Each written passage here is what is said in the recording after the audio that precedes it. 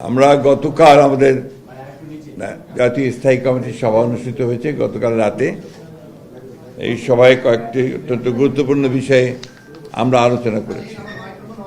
এই বিষয়গুলো নিয়ে আমি আপনাদের সঙ্গে শুধুমাত্র যে বিষয়গুলো আলোচনা হয়েছে সেই বিষয়গুলো উল্লেখ করব, বাকি কথাগুলো আমি আপনাদের সামনে যে কথাগুলো আছে সেগুলো তুলব। কিন্তু বিস্তারিত আলোচনা নিয়ে আপনার তথ্য নিয়ে পরে আরও দুটো আপনার প্রেস কনফারেন্সে আমরা যাব।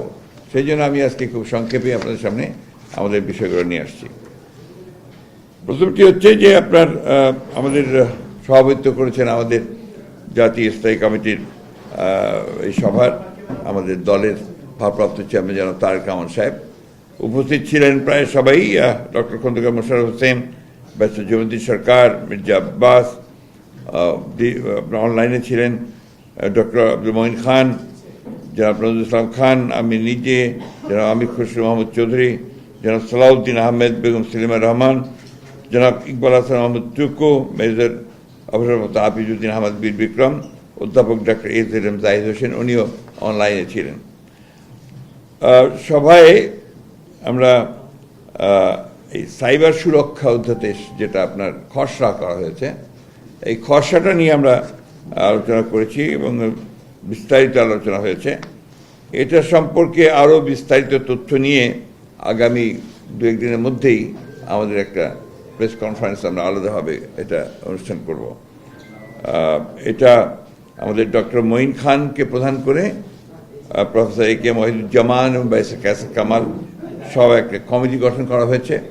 তারা এই বিষয়টার উপর একটা পেপার রেডি করবেন, সেটা নিয়ে আমরা আবার আপনাদের সামনে আসব। তৃতীয় আলোচনা যেটা হয়েছে এটা হচ্ছে যে প্রধান উপদেষ্টার যে বক্তব্য, এটা অনেক পুরনো বিষয় হয়ে গেছে ইতিমধ্যে। বিশেষ করে নির্বাচন বিষয়ে যে বক্তব্য ছিল যে এই বছরের শেষের দিকে অথবা আপনার পরবর্তী বছরে অর্থাৎ 26-এর মাঝামাঝি সময়ে এই বিষয় নিয়ে আলোচনা হয়েছে, অনেক দীর্ঘক্ষণ আলোচনা হয়েছে। আমরা মনে করি যে এত বিলম্বিত করার কোনো কারণ নেই।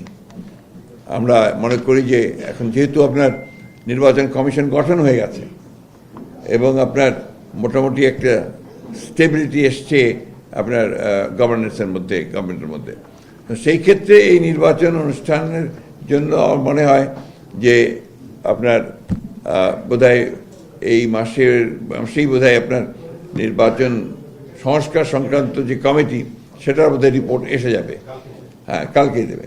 সুতরাং আমার মনে হয় না যে এটা আমরা আরও বিলম্বিত করার প্রয়োজন আছে, কারণ যত বিলম্ব হচ্ছে ততই রাজনৈতিক এবং অর্থনৈতিক সংকট আরও বৃদ্ধি পাচ্ছে। কারণ আমরা বারবার করে বলছি যে আসলে নির্বাচিত সরকারের কোনো বিকল্প নেই, এটা গণতন্ত্রে এটাই হচ্ছে সবচেয়ে ইম্পর্টেন্ট বিষয়। তো সেই ক্ষেত্রে আমরা মনে করি যে এই বছরই মাঝামাঝি সময় অর্থাৎ আপনার জুলাই আগস্ট এর মধ্যেই নির্বাচন সম্ভব। এবং আমরা এই কারণেই আমরা সরকারকে আহ্বান জানাচ্ছি, নির্বাচন কমিশনকে আহ্বান জানাচ্ছি এবং রাজনৈতিক দলগুলির প্রতি আহ্বান জানাচ্ছি যে দেশের বৃহত্তর স্বার্থে এই বছরের মাঝামাঝি সময় নির্বাচন অনুষ্ঠানের জন্য আমরা ব্যবস্থা নিতে পারি। এরপরে আপনার আমাদের এক অত্যন্ত গুরুত্বপূর্ণ বিষয়ে আলোচনা হয়েছে, সেটি হচ্ছে যে দ্রব্যমূল্যের ক্রমাগত যে ঊর্ধ্বগতি, এই ঊর্ধ্বগতিতে আমরা গভীর উদ্বেগ প্রকাশ করা হয়েছে। একদিকে নিত্য প্রয়োজনীয় দ্রব্যাদির মূল্য বৃদ্ধি, ক্রমবর্ধমান মুদ্রাস্ফীতি, অন্যদিকে ভ্যাট ও অন্যান্য করের হার বৃদ্ধি অর্থনীতিতে নেতিবাচক প্রভাব ফেলবে বলে সভা মনে করে। এ বিষয়ে একটা বিস্তারিত তথ্য সম্বলিত সংবাদ সম্মেলন অনুষ্ঠানের সিদ্ধান্ত গৃহীত হয়েছে।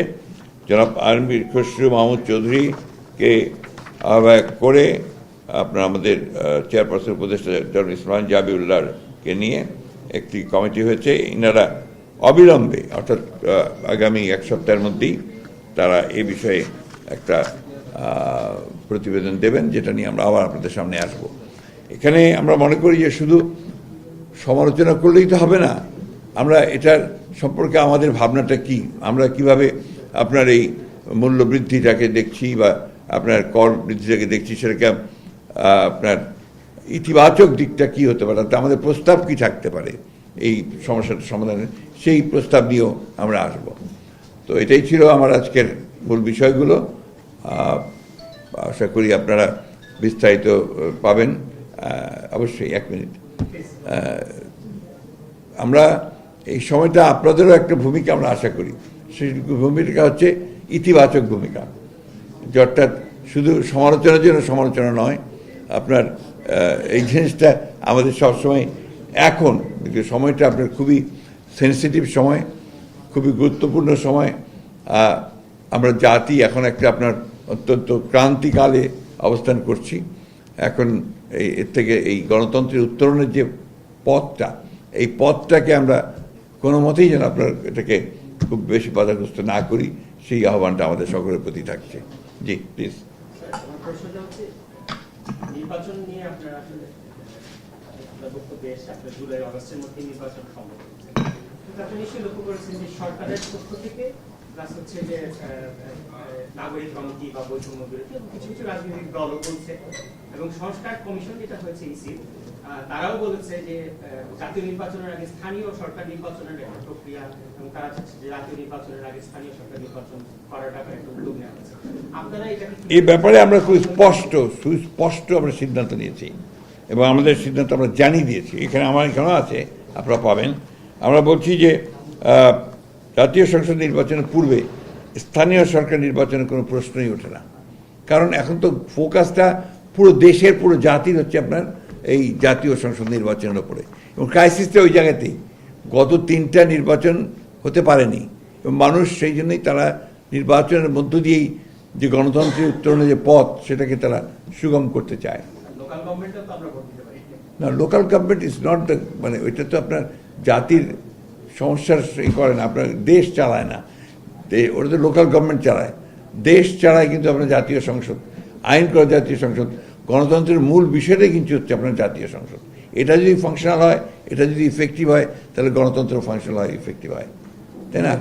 জি, এক সেকেন্ড বলেন, আপনি বলেন, তারপরে আমি ওনার প্রশ্ন আছে বোধ হয়। একটা সেকেন্ড, এই সম্পর্কে একটা যৌক্তিক বিষয়।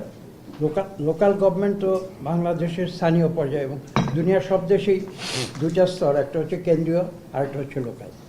তো আমাদের লোকাল গভর্নমেন্টের মূল ভিত্তিটা কোথায়? ইউনিয়ন পরিষদে।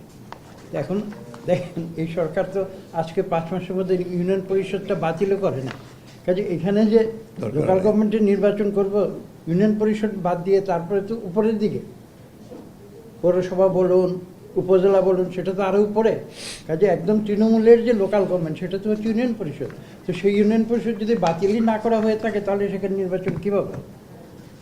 আর নির্বাচনের জন্য কতগুলো ফর্মালিটিস আছে, তো যেমন ভোটার লিস্ট রেডি। এটা শুধু যে আপনার বেশি দিন লাগার কথা, 1 মাসের মধ্যেই আপনার যদি হালনাগাদ কেউ করতে চায় সেটা করতে পারবে, এটাও ঘোষণা আছে। এরপরে আপনার হচ্ছে যে সব ফর্ম করা, নির্বাচনের প্রিজাইডিং অফিসার, এটা করতে আপনার 1-2 মাসের বেশি সময় লাগার কথা না। সুতরাং সবই তো তৈরি আছে, এবং নির্বাচন কমিশনও বলেছে যে আমরা রেডি, নির্বাচন করার জন্য আমরা তৈরি আছি, এবং তারা জাতীয় সংসদ নির্বাচন করার জন্যই তৈরি আছে, এবং তারা পরিষ্কার করে বলে দিয়েছে যে 2টো নির্বাচন একসাথে সম্ভব না। সুতরাং এটা আজকে জাতির স্বার্থে আমাদের মাঝে মাঝে আমি নিজে অবাক হই, আমরা অবাক হই আর কি, যে এরকম একটা ক্রিটিক্যাল মোমেন্টে জাতীয় সংসদ নির্বাচন ছাড়া অন্য নির্বাচন করার চিন্তাটা আসে কোত্থেকে? এটা গেল 1 নম্বর। 2 নম্বর, নির্বাচন পেছানোর চিন্তাটাই বা আসে কোত্থেকে? কারণ এটা তো আপনার একদম প্রথম ব্যাপার। আপনি দেশকে যদি একটা রেল লাইনের উপর ঠিক তুলতে চান, সংস্কার তো আছে, সংস্কার চলমান প্রক্রিয়া। আমরাই যে সংস্কারের সবচেয়ে বড় আপনার মানে আপনার তৈরি করেছি, আমরাই আগে দিয়েছি। সেই কবে 2016-তে আমরা আপনার ভিশন দিয়েছি, আমরা 22 সালে আপনার 31 দফা দিয়েছি। প্রতিটি আপনার দফার মধ্যে তো সংস্কার, আর সংস্কার তো চলমান প্রক্রিয়া।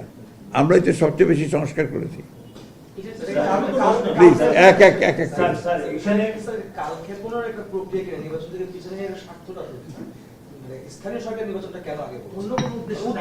এগুলো ভাই আমি কমেন্ট করতে চাই না, প্লিজ। আরেকটা প্রশ্ন ওনাদের আছে। ওনারা বলছেন যে বিচারটা যদি শুরু না করেন বা কিছু একটা বিচার না করেন, রাজনৈতিক সরকার আসলে বিচার আর হবে না।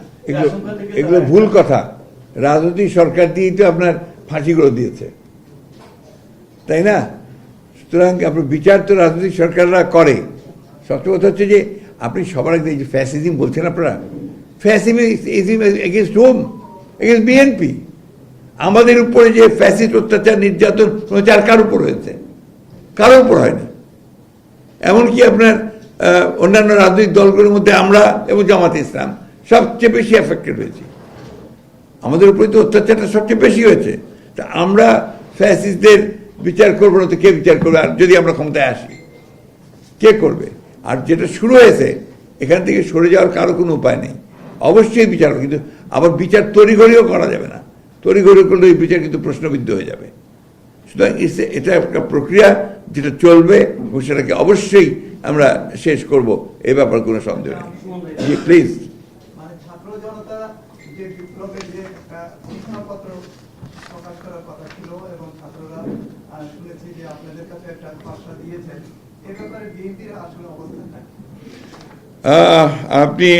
আমরা একটা সরকারের উপদেষ্টা মাহফুজ আলম সাহেবের কাছ থেকে আমরা একটা আপনার ওই ঘোষণার খসড়াপত্র পেয়েছি এবং উনি আমাদেরকে অনুরোধ করেছেন যে এই বিষয়ে আমাদের মতামত জানার জন্য।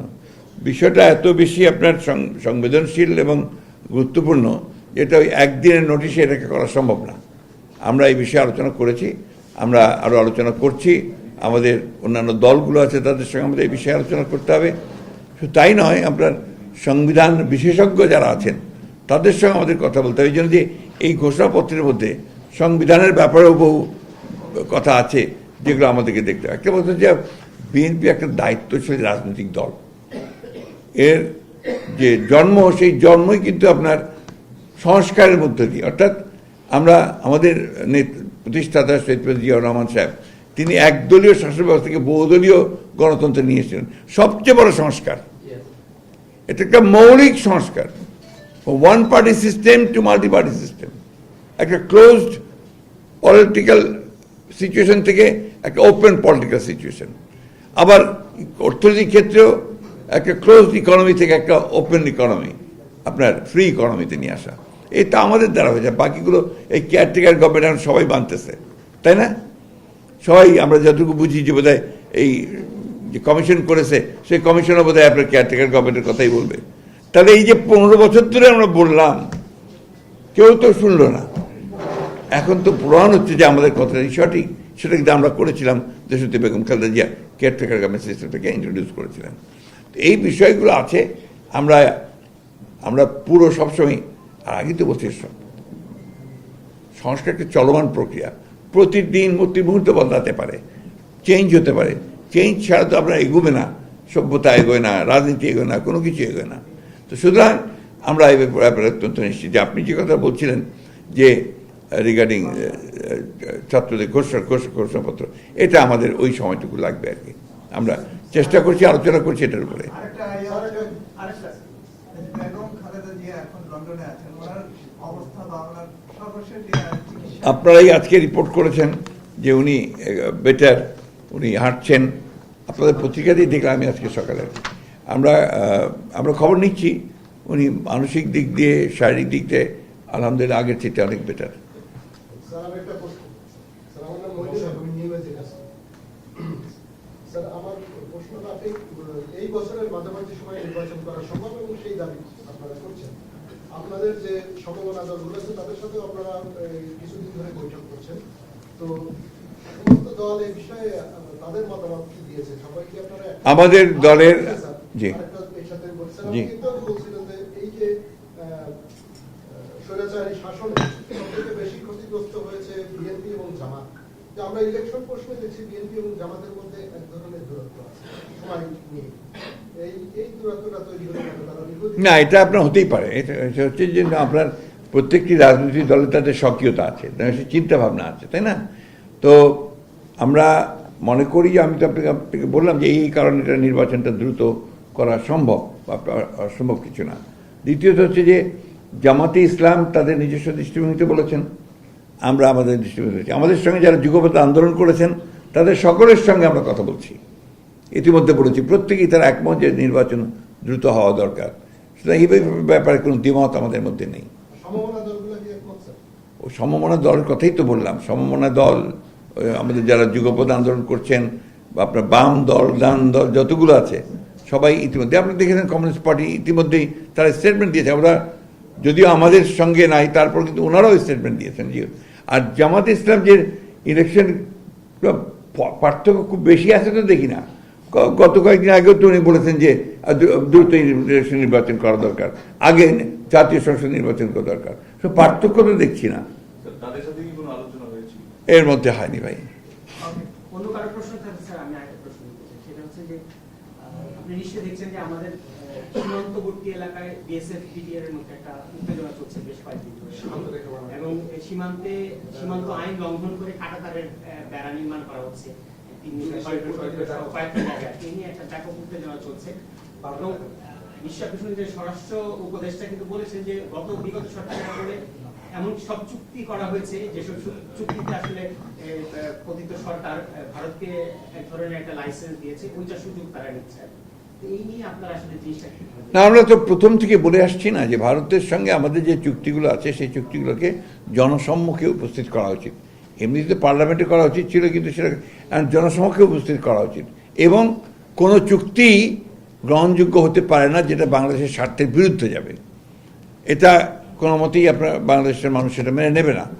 আর আমি ধন্যবাদ দিই আপনার আমাদের বর্তমান অন্তর্বর্তীকালীন সরকারকে, তারা এই ব্যাপারের উপরে অত্যন্ত শক্ত একটা স্ট্যান্ড নিয়েছেন, যেটা বাংলাদেশের জন্য সম্মানজনক। Thank you. হ্যাঁ, থ্যাংক ইউ।